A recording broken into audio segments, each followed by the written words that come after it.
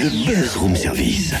À côté de chez vous, il y a forcément quelqu'un qui fait le buzz. Vers l'infini et au-delà. Tiens, Cynthia, ça te dirait de venir avec moi ou pas? Où ça? Eh ben, si tu veux, moi je t'emmène à la cave. C'est quoi cette drôle d'idée encore? Mais ça va pas la tête, et puis pourquoi faire? Tout de suite, tu te fais des idées. Alors que c'est pour quelque chose d'inhabituel, d'original, d'incroyable, même d'extraordinaire, tu vois, je dirais. Carrément? Oh bah alors là, oui. je te suis. Enfin, dis-moi quand même ce que c'est, parce que... C'est pour s'offrir du théâtre underground, vois-tu. C'est le principe du Festival des Caves, créé en 2006 à Besançon par Guillaume Dujardin. La 10e édition a débuté le 1er mai et jusqu'au 26 juin, 300 représentations sont proposées dans des caves de particuliers. Et attention, dans 75 villes de France. Comment le Festival byzantin a réussi à prendre quand même une telle ampleur? On va le demander à son créateur et directeur Guillaume Dujardin. Bonjour. Bonjour. Alors on va tenter de percer les mystères du festival et découvrir sa clé de voûte, car qui dit festival dit mise en lumière. Pourquoi avoir choisi de mettre en lumière ce lieu sombre qu'est la cave? Alors, à l'origine, c'était une commande du musée de la Résistance à Besançon, donc là où le festival est né, où en 2005, le musée me commande un spectacle pour célébrer le soixantenaire de la libération des camps. Et je propose d'adapter un texte qui s'appelle Le Journal de Klemperer, et je dis à la patronne du musée à l'époque, il serait intéressant de jouer le spectacle non pas dans une salle, dans un rapport à une salle classique, mais dans une cave, et en particulier des caves où avaient été cachés des juifs et des résistants pendant la guerre. Et c'est parti de là, le festival. C'est-à-dire qu'on avait eu cette première expérience en 2005 de jouer notre spectacle dans des caves, et on s'est rendu compte que l'écoute était très particulière, que la cave a une symbolique très forte dans une maison, que les spectateurs ont été très attentifs au fait qu'on les rappelle un par un, qu'on leur donne un rendez-vous en ville, qu'on les emmène dans ces lieux secrets que sont les caves.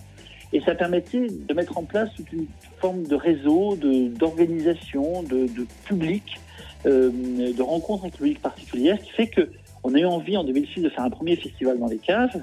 Et puis petit à petit, le festival s'est développé et on joue maintenant effectivement 300 représentations partout en France. Mais c'est né vraiment d'une volonté, d'une expérience, d'une autre forme d'écoute, de spectacle, de théâtre dans des sous-sols. C'est vrai que le festival a pris de l'ampleur, pas moins de 75 villes y participent. Comment cela a-t-il été possible et comment la toile s'est-elle tissée? La toile s'est tissée d'elle-même. Il n'y avait pas du tout de volonté ou de plan de carrière, entre guillemets. C'est les gens nous ont appelés. Et ça, c'est assez formidable. Les gens nous appellent et nous disent, voilà, dans notre ville, notre village, on aimerait que vous veniez.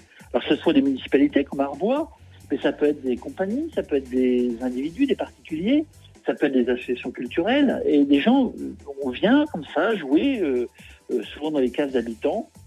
On vient visiter les caves, etc. Mais en fait, la toile d'araignée, comme vous dites, elle était tissée, non pas par l'araignée, mais plutôt par les gens qui l'ont créée, en fait. Le festival appartient aux gens qui nous accueillent. Le coup d'envoi était donné à Besançon le 1er mai. De nombreux spectacles sont notamment programmés en Bourgogne-Franche-Comté et ça jusqu'au 26 juin. Quel grand cru peut-on déguster cette année et quels sont les millésimes incontournables? Alors, quels sont les bons crus? Il y a beaucoup de spectacles, donc c'est compliqué pour moi d'en mettre en exergue un ou deux. Mais ce qui est assez joli, si vous voulez, c'est que chaque année, les metteurs en scène qui viennent faire des spectacles au festival, qu'ils soient comédiens d'ailleurs ou metteurs en scène, ils font exactement ce qu'ils veulent. Et je suis, moi en tant que directeur, toujours étonné, toujours surpris des propositions des metteurs en scène. L'objectif, le mot d'ordre que l'on donne, c'est de dire ayons de l'imagination.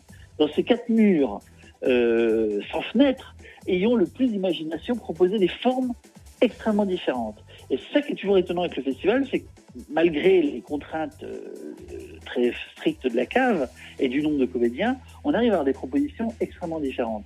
Et ça c'est joli. Donc il y a à la fois des spectacles musicaux, comme Amour de loin, on voudrait revivre, un spectacle extrêmement ludique, où on entend comme ça, dans Amour de loin par exemple, une rencontre épistolaire amoureuse en chanson, entre deux comédiens chanteurs. Donc à la fois des spectacles comme ça, je veux dire musicaux, puis un spectacle plus sérieux,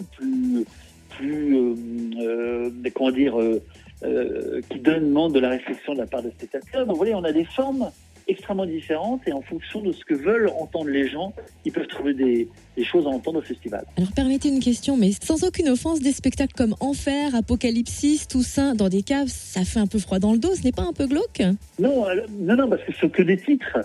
Par exemple, Enfer, j'ai vu la première d'Enfer hier soir. C'est pas du tout glauque, ils sont partis de l'œuvre de Strindberg, qui est une œuvre difficile, sombre, un spectacle lumineux et très drôle. Alors ça, par exemple, c'est typiquement le genre de spectacle dont le titre est, entre guillemets, glauque, mais le spectacle n'est pas du tout. C'est-à-dire qu'il ne faut pas s'arrêter au titre. Le festival en lui-même est presque un jeu, et nous sommes joueurs.